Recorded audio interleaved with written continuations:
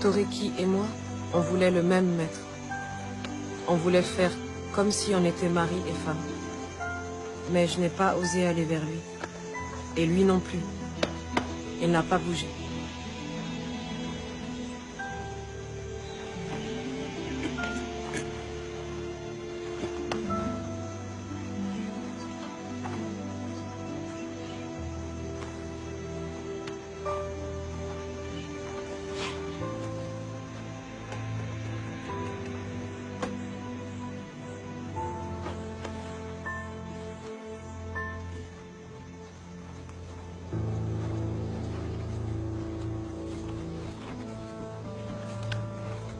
Est vendu 270 captifs, dont 136 répartis en 18 lots de 3 à 6 membres.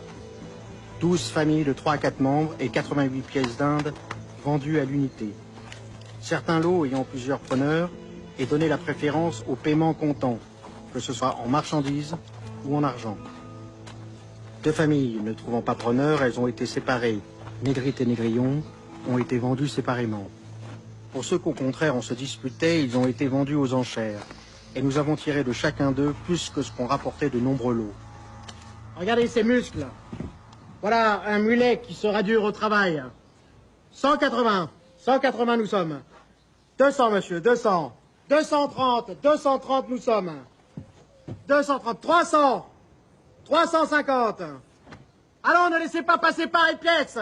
950. Oui monsieur. 1000. 1100, qui dit mieux, personne? 1100, adjugé à monsieur Bonnefond. Nous avons maintenant une perruche exceptionnelle. Et nous allons là aussi commencer les enchères à 150. 180. 180 nous sommes. 220. 250. 280. 300. À 300 nous sommes.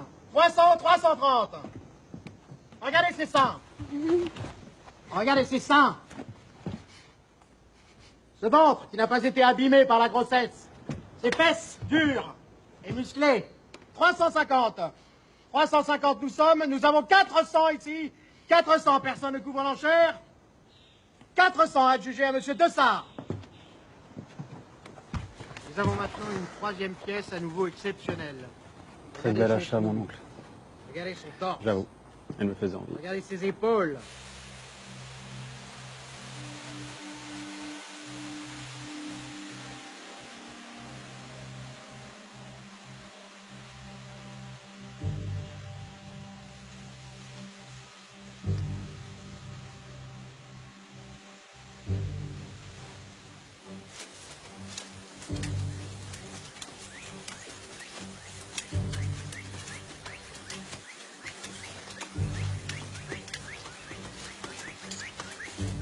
Quand nous sommes arrivés à l'habitation, comme ils appellent ici la propriété du maître, Un prêtre nous a fait un discours pour nous expliquer que nous avions de la chance.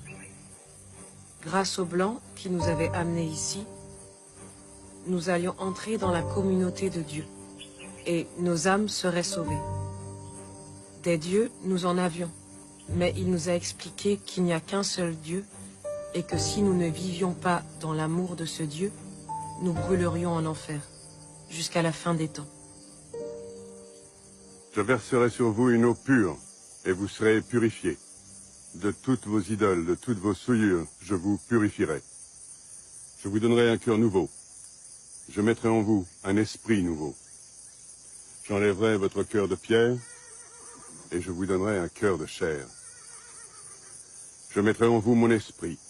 Alors, vous suivrez mes lois. Vous observerez mes commandements, et vous y serez fidèles. Avance. Ton nom est Sacriste. Et puis, on nous a donné un nouveau nom. Eulalie. Personne ne nous a demandé notre nom. Tu t'appelles Euseb. On a fait comme si nous n'en avions pas. On m'a juste dit, ton nom est Déli. Ton nom est Déli. Et de ce jour, on ne m'a plus jamais appelé autrement. Tu t'appelles Jean-Baptiste. J'ai appris plus tard que Toriki avait été appelé Saint Jean.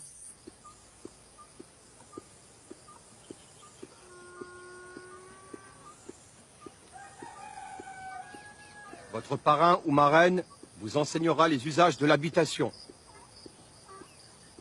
Si vous obéissez, si vous faites correctement votre travail, vous serez bien traité. Mais tout acte d'insubordination, toute tentative de rébellion ou toute tentative de fuite seront sévèrement punis selon les dispositions prévues par la loi.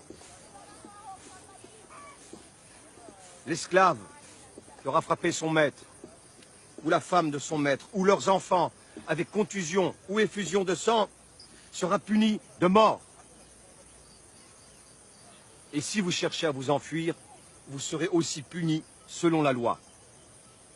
À sa première tentative, l'esclave fugitif sera marqué d'une fleur de lys à l'épaule. À la deuxième, il aura le jarret coupé. Et à la troisième, il sera puni de mort.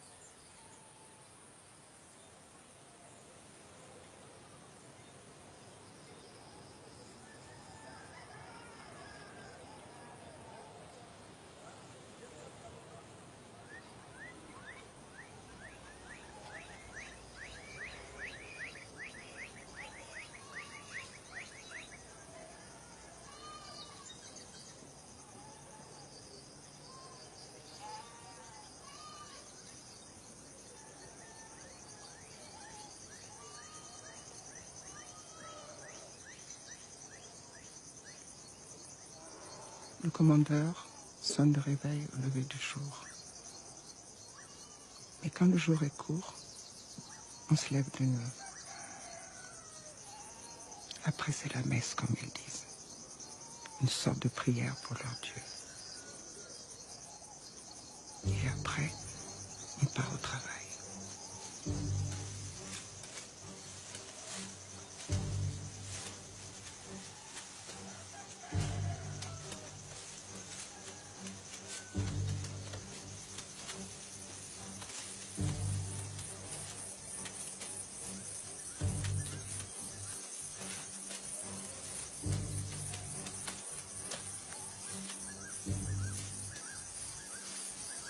Nous avons tous un carré. Tu y cultives ce que tu veux. Et ce que tu récoltes t'appartient. Tu peux le manger ou le vendre. Mais tu peux venir dans ton carré que le samedi. Samedi jardin qu'ils appellent ça.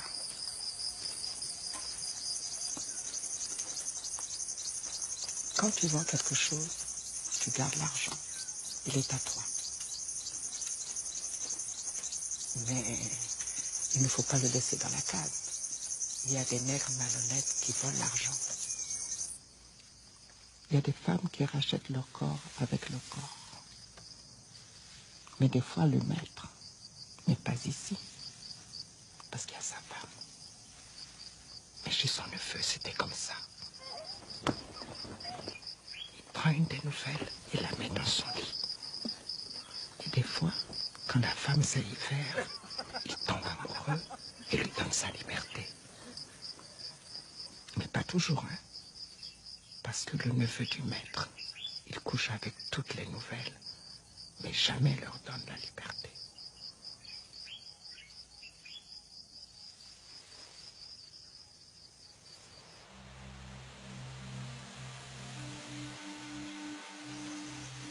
Tu peux racheter ton corps. Ça veut dire racheter ta liberté. Et la plupart des nègres qui travaillent dans ce pays de malheur meurent au travail avant d'avoir pu économiser assez. Il faut tellement d'années pour économiser que t'es vieux et plus bon à rien quand tu y arrives. Et tu fais quoi quand tu es libre? Tu traînes dans les rues sans travail, sans rien pour dormir ou manger. Tu en verras des libres quand tu iras en ville. Tu verras des pauvres nègres qui ne sont que des vieilles loques. Et les quelques-uns qui ont réussi à gagner de l'argent, c'est parce qu'ils ont tellement bien servi les Blancs qu'on leur a donné des primes. Mais ils sont devenus blancs dans leur tête.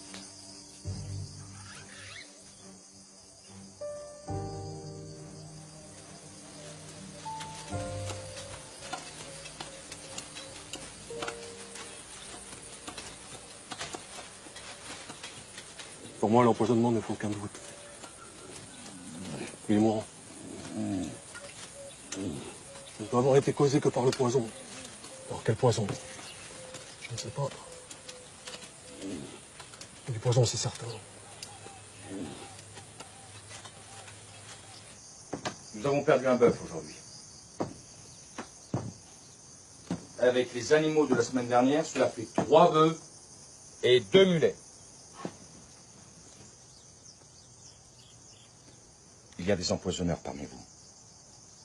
Ces crimes sont punis de mort. Si quelqu'un connaît les coupables, qu'il les dénonce immédiatement ou il sera poursuivi pour complicité. Je vous tiens tous pour responsables. Vous allez devoir me rembourser le prix des vêtements. Pour cela, vous travaillerez le samedi et le dimanche pendant 1 mois. Si vous n'êtes pas content, dénoncez les coupables et je lèverai les sanctions. En attendant, regagnez immédiatement vos cases.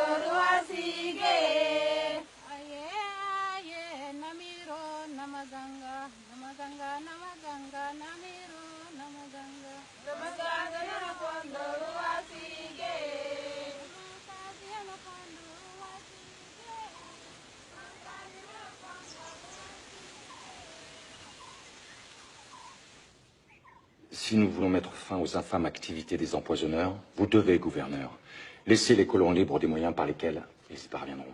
Je comprends votre inquiétude, monsieur de Sart, mais je ne peux permettre aux colons d'appliquer des sanctions extrêmes sans qu'il y ait de procédure judiciaire. Surtout pendant que ce jeune juge de métropole... Juston. Adolphe Juston. Surtout pendant que le juge Juston est dans notre île. La Cour prévôtale a rendu des dizaines de condamnations et a jugé encore des dizaines d'affaires. Nos prisons sont pleines. Je ne peux pas et ne veux pas faire plus. Sans le respect d'un minimum de procédure, combien de prétendus empoisonneurs seront exécutés sans que la preuve de leur culpabilité soit clairement établie? La preuve est sur le bureau. Le docteur Lapierre était formel. Ce foie est celui d'un animal empoisonné. Les herbes aux racines retrouvées chez les suspects peuvent certes rendre malade, Mais je serais bien incapable de tuer un homme, et encore moins un bœuf. Mais représentez-vous la perfidie dont ces nègres sont capables. Ce sont les nègres les mieux traités qui empoisonnent. C'est même à se demander si les nègres libres ne sont pas les chefs du complot. Madame Delage a été empoisonnée par sa plus dévouée servante. Monsieur Delano a perdu tous ses bœufs. Et qui les a empoisonnés? Le nègre à qui il a appris à lire, à écrire, et à qui il venait de permettre de racheter son corps. Cécile Tournon, elle, a été empoisonnée par celle qui a été sa nourrice, une mulâtresse. Cécile avait 19 ans, monsieur. Oui, 19 ans. Elle était promise au plus bel avenir. Monsieur de Sart, je vous le répète, la cour prévôtale fait son travail. Certes, c'est long, mais il n'y a pas d'autre moyen. La cour prévôtale ne sert à rien. Vous en faites pourtant partie. À vouloir singer la justice de la métropole, nous n'arriverons jamais à rien. Voyez Marie-Louise, chez Madame Lambert. Elle a fait appel de sa condamnation, a été transportée en France pour être entendue, et a été soutenue par toutes les vociférations des amis des nègres. Résultat, elle n'était condamnée qu'à une légère peine de prison. Est-ce ainsi que l'on va assurer la tranquillité de notre île? Non, il faut terroriser les nègres, par des jugements rapides, exemplaires, montrant la plus extrême fermeté. Et si dans l'exercice de ces jugements rapides et impitoyables roulent les têtes de quelques innocents, le prix à payer sera bien mince au regard de ces bienfaits.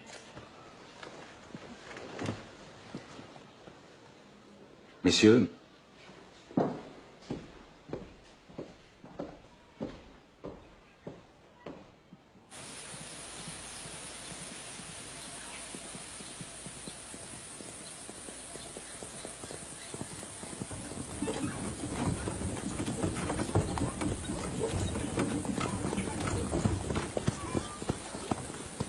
Docteur Ruffier. Ah, vous êtes ce jeune magistrat dont tout le monde parle? Adolphe Juston, oui. Auriez-vous quelque temps à m'accorder? Je dois aller voir un malade, mais prenons le temps de bavarder. Docteur, plusieurs choses me laissent sceptique concernant cette affaire d'empoisonnement. À commencer par l'incompétence notoire des médecins. Les signes dans lesquels le docteur Lapierre veut voir la main d'empoisonneur évoquent plutôt pour moi une forme de choléra qui frapperait autant les hommes que les animaux. Il me semble que les colons ont de tels préjugés contre les Noirs qu'ils sont incapables d'imaginer autre chose qu'un plan visant à les détruire tous. La vérité, c'est que depuis l'indépendance de Saint-Domingue, ils ont peur, de plus en plus peur. Les plantations n'ont cessé d'être agrandies, il a fallu de plus en plus d'esclaves pour leur faire produire toujours plus de sucre. Et aujourd'hui, les esclaves sont en si grand nombre que s'ils venaient à se révolter, l'île pourrait être en un rien de temps mise à feu et à sang. Alors les colons ne dorment plus, et leurs nuits sans sommeil ne font qu'accroître leurs angoisses. Très bien.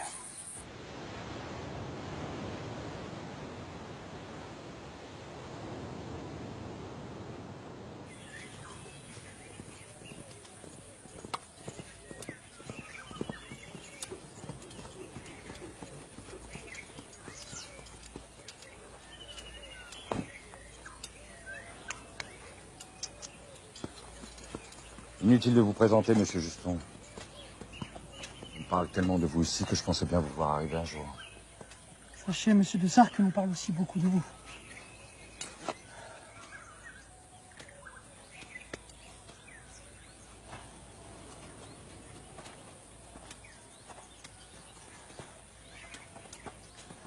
Ma femme, Bienvenue. Madame, les gens de France comme vous se font des idées parce qu'ils ne connaissent rien à la véritable situation dans les colonies. Vous venez d'arriver. Mais quand vous aurez passé quelque temps ici, vous nous comprendrez mieux. Et vous vous convaincrez de la nécessité de conserver l'ordre établi par le maintien de l'esclavage. Il n'y a pas de travailleurs qui veuillent venir de France. Et quand par hasard il y en a un, il ne résiste pas au climat de cet affreux pays. Seuls les nègres habitués à la chaleur des tropiques peuvent travailler ici. Mais la race de l'homme que nous avons à commander est infernale et traître. Ce sont de véritables serpents. n'est-ce pas un peu excessif? Les nègres et les gens de couleur n'ont guère en vue qu'une chose, et qui fait frémir. La destruction des Blancs. Pierre, J'espère que nous trouverons à ma fille un bon parti, pour qu'elle puisse contribuer à accroître la race des honnêtes gens, tandis que nous travaillerons ici à diminuer celle des scélérats. Et c'est aussi ma mission, monsieur de Sart. Ce n'est que par les moyens les plus sévères, les exemples les plus marquants. Et en vérité, il faudrait inventer de nouveaux supplices pour faire périr les scélérats, que nous parviendrons à maintenir notre tranquillité pendant encore quelques années. Pourtant, il me semble que vous n'avez jamais été aussi prospère. Les colonies ne redeviendront jamais ce qu'elles ont été. Mais si le gouvernement veut la conservation des colonies et les protège un peu plus que par le passé, nous rétablirons notre fortune. Croyez que ce n'est pas rien d'avoir acheté chaque année 10, 15, 20 nègres pour remplacer ceux qui sont morts. Mais ils se donnent la mort avec une facilité déconcertante. Merci.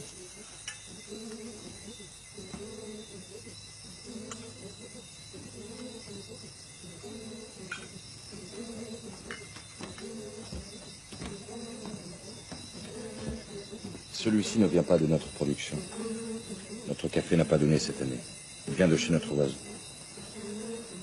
Et à la vérité, je crois qu'il est meilleur que le nôtre.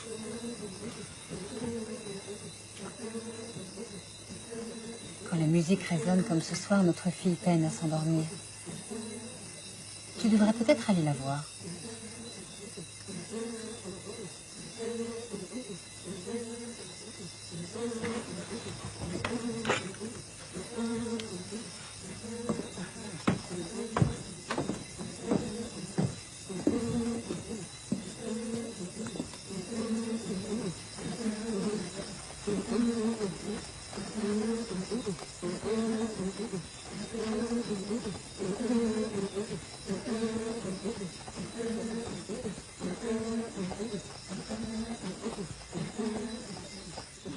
Si cette musique peut tourner la tête à des hommes faits, Dieu sait comment elle peut tourner la tête d'une jeune fille d'à peine 13 ans.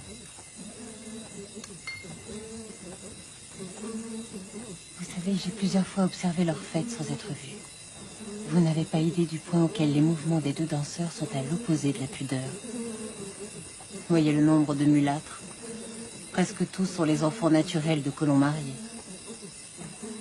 Ces hommes qui ne serreraient jamais la main d'un nègre n'hésitent pas à étreindre une négresse parfois de force pour satisfaire leurs envies.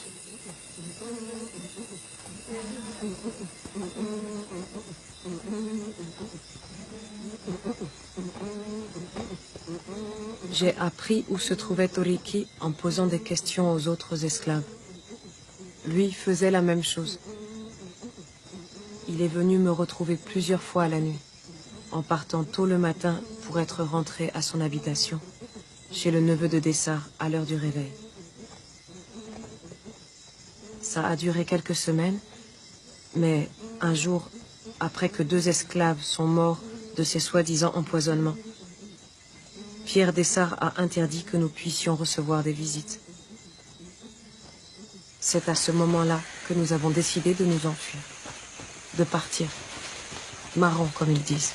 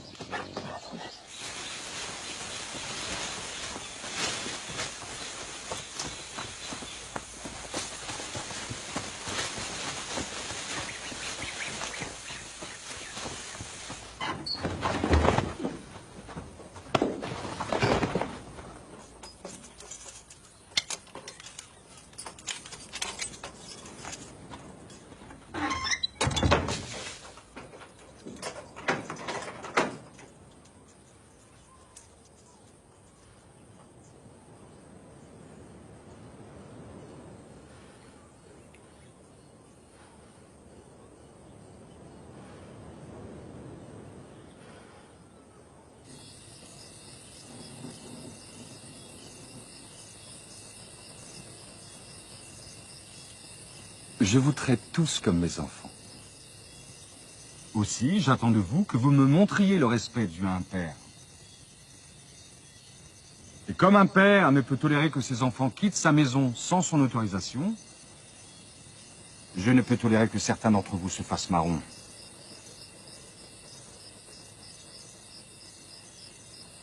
Vous connaissez tous les peines encourues en cas de fuite. Le gouvernement nous a demandé de ne plus appliquer les mutilations.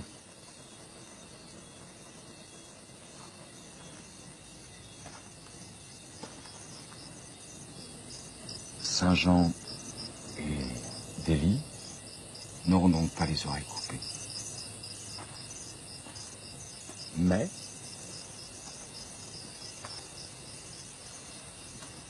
la justice veut qu'ils reçoivent les châtiments qu'ils méritent.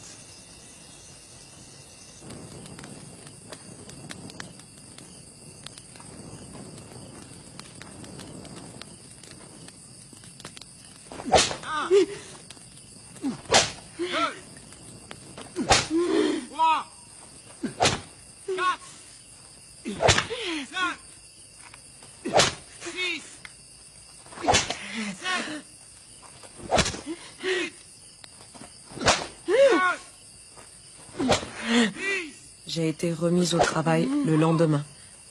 Mais pendant 30 jours, j'ai passé mes nuits au cachot. Les chevilles dans le carcan.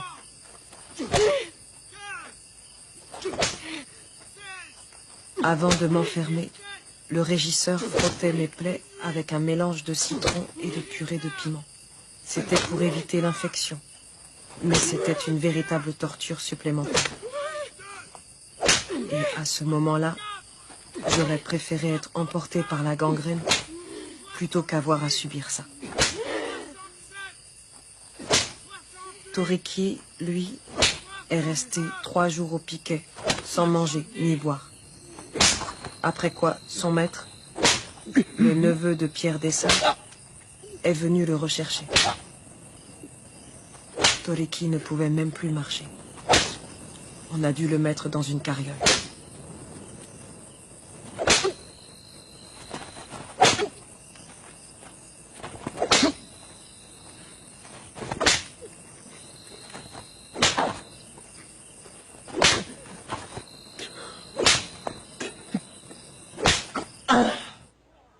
Pierre Dessart n'est pas le pire. Vous savez, il est très dur. Punit cruellement ses esclaves quand ils pensent qu'ils ont commis une faute.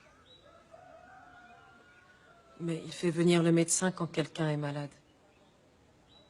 Fait garder les enfants par des serviteurs pendant que leurs parents travaillent. Ne fait pas travailler les femmes enceintes. C'est vrai qu'il n'y a pas beaucoup d'esclaves enceintes. En un an, il n'y a eu que 2 naissances chez Pierre Dessart. La plupart des femmes préfèrent faire couler leur ventre plutôt que de donner naissance à un enfant esclave.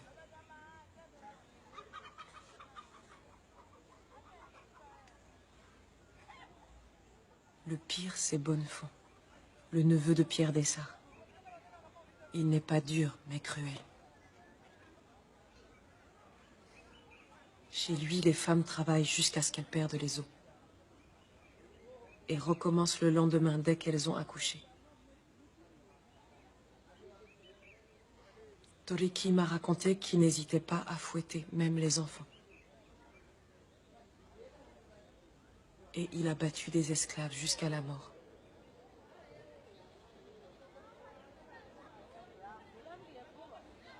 Maintenant, je dois vous laisser avant que le marché soit fini. Laissez vos ignames. Vous avez assez perdu de temps comme ça.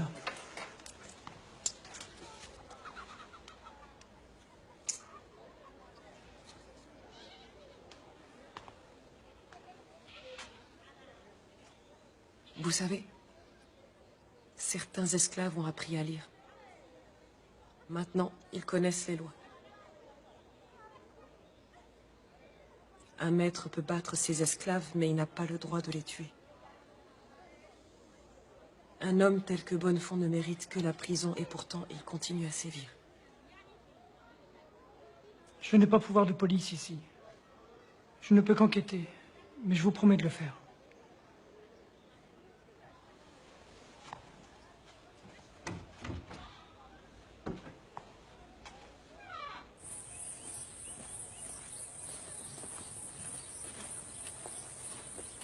Arrête-toi.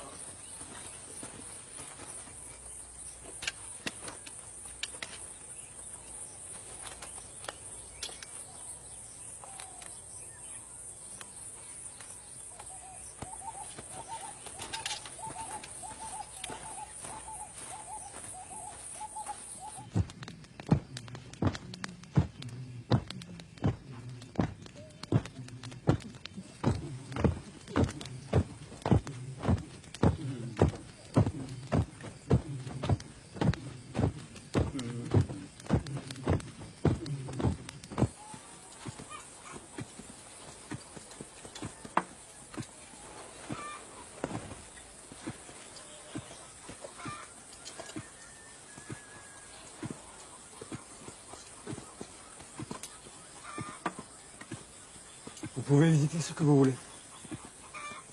Je m'en contrefiche. Je n'ai strictement rien à cacher. Personne n'a rien à cacher. Pourtant, chaque jour, le gouverneur reçoit des lettres pour que je sois expulsé par le prochain bateau. Par quoi voulez-vous commencer? Il vous plaira. Non. J'ai toujours été bien traité et bien nourri. Je travaille. Oui. Mais je peux me reposer quand j'en ai besoin. Vous n'avez jamais été frappé.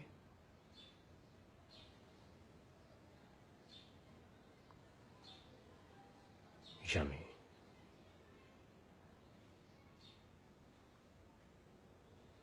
D'autres esclaves sont-ils frappés?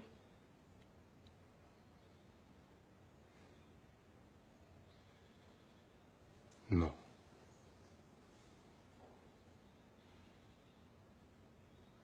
Avez-vous entendu dire que des esclaves étaient punis du fouet ou du carcan?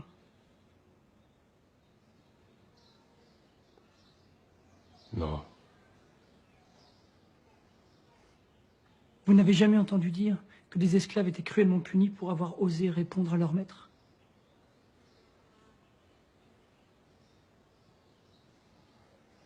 Non, jamais.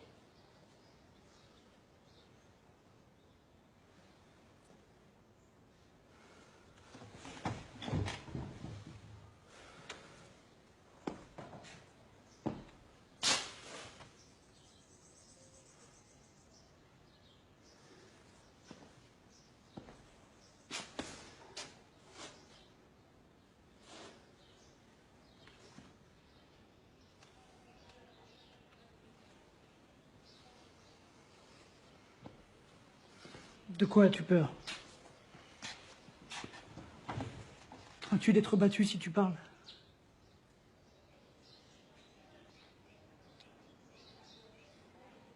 Tu cherches des preuves de mauvais traitement.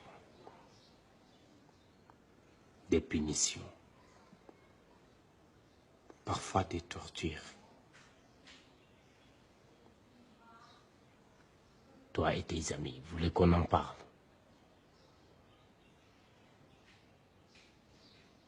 Là-bas dans ton pays, tu espères soulever le cœur des habitants de ces lointaines contrées?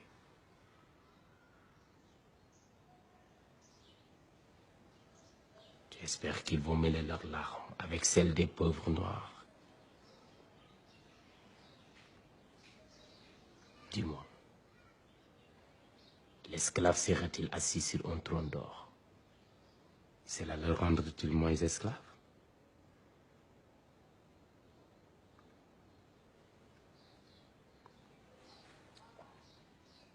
Cela le rendra-t-il moins la propriété de notre homme?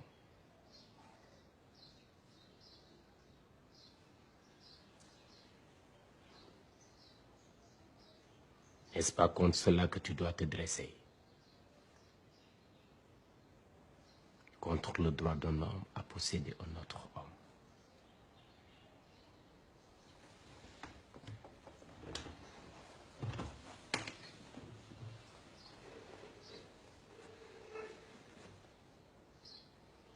Je t'ai déjà trop parlé.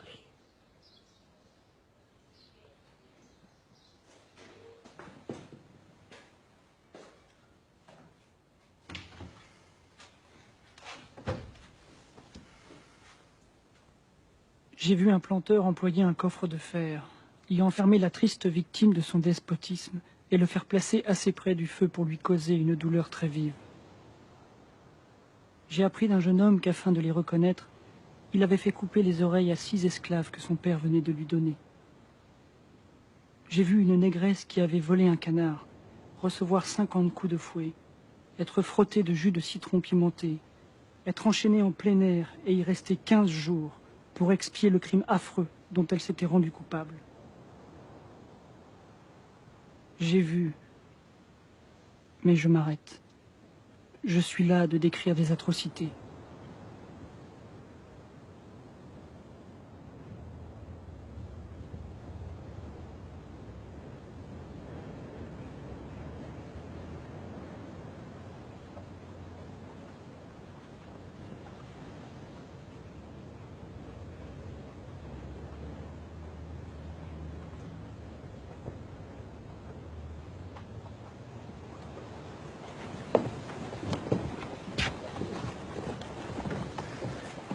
vous serez en France, faites très attention à ce que votre servante n'écrive que sous votre surveillance. Ces coquins utilisent toutes les ruses possibles pour faire parvenir ici des textes avec lesquels ils pervertissent les nègres en leur parlant d'égalité et de liberté. Certains vont même jusqu'à faire passer aux colonies des textes exigeant l'abolition de l'esclavage.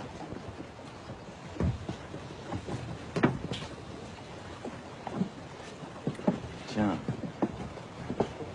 quand on parle du diable, il arrive.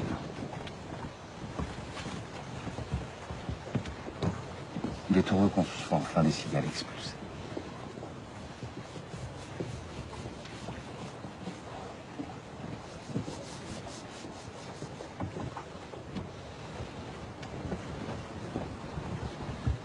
Je vous souhaite un bon voyage.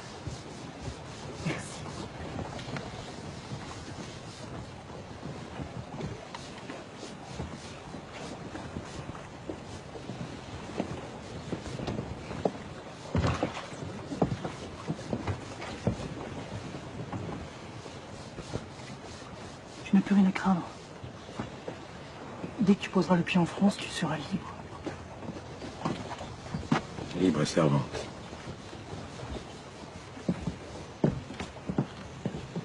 Arrête d'avoir peur. Tu vas aller en France. Tu es libre, libre. Tu peux t'occuper d'elle?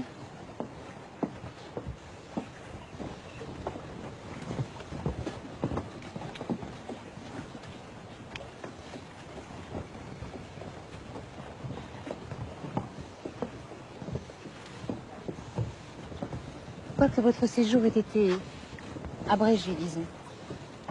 Avez-vous pu finir votre travail, monsieur Justin? Oh. Je crois que quelques mois supplémentaires n'auraient pas apporté d'éléments nouveaux. Ce que j'ai vu est assez. Bien que je ne partage pas ses idées, je remercie votre mari de m'avoir ouvert et sa maison et son cœur. Il a promis de nous rejoindre dans 2 ou 3 ans maximum, mais je n'en crois rien. Et pour moi, je souhaite de ne jamais revenir dans ce pays. J'y étais heureuse, mais je n'en supporte plus le climat. Je croyais que vous partiez pour votre fille. Ah, mon Dieu merci, elle se porte bien. Non, je ne parle pas de la chaleur et de la pluie, mais des idées et des gens.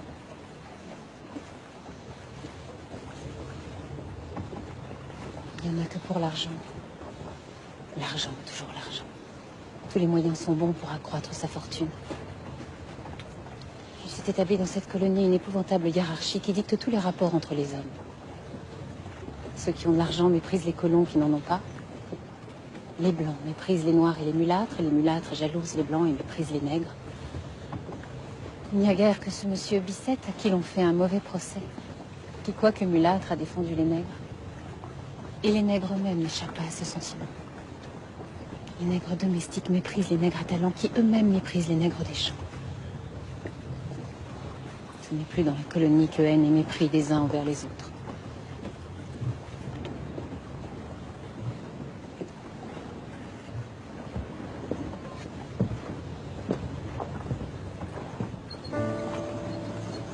Sucre brut ou raffiné, café, cacao, indigo, coton, poivre, alcool de canne, madrier d'acajou. Les cales et entrepôts du bienfaisant sont chargés des marchandises qui, outre l'argent liquide, ont servi au paiement comptant des esclaves.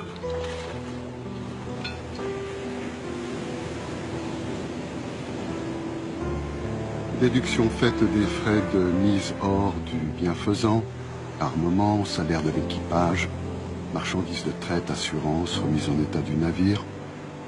Le bénéfice à attendre de cette campagne de traite est 4 fois plus élevé que ce qu'aurait rapporté tout autre investissement.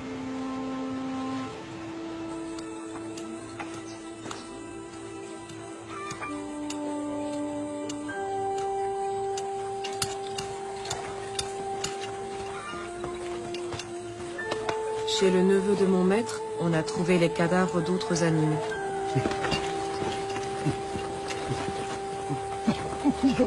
Le maître de Toriki, Bonnefond, l'a accusé d'empoisonnement ainsi que 2 autres esclaves, Eusèbe et Solitude, qui attendaient un enfant.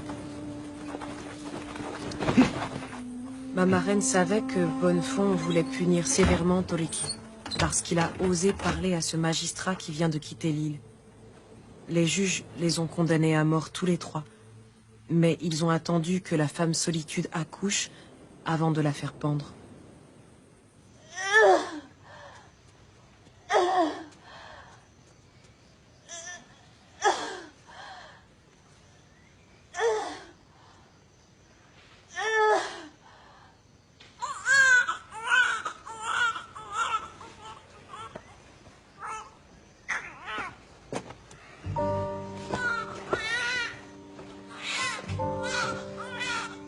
J'ai demandé à voir mon maître, Pierre Dessart. J'ai juré que les preuves étaient fabriquées et Toliki innocent. Il a refusé d'intervenir. Plus tard, je l'ai supplié de racheter l'enfant de Solitude. Il a accepté et il l'a affranchi en le baptisant Agricole.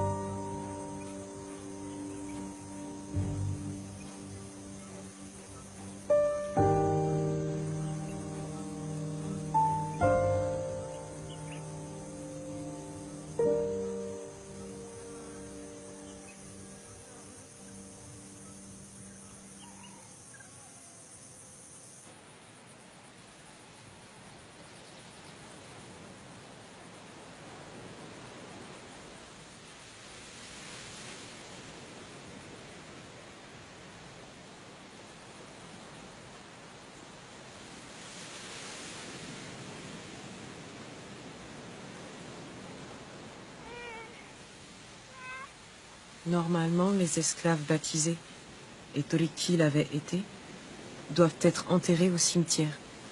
Mais on lui a refusé.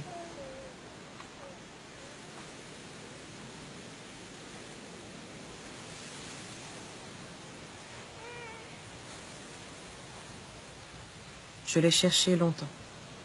Je ne l'ai jamais retrouvé.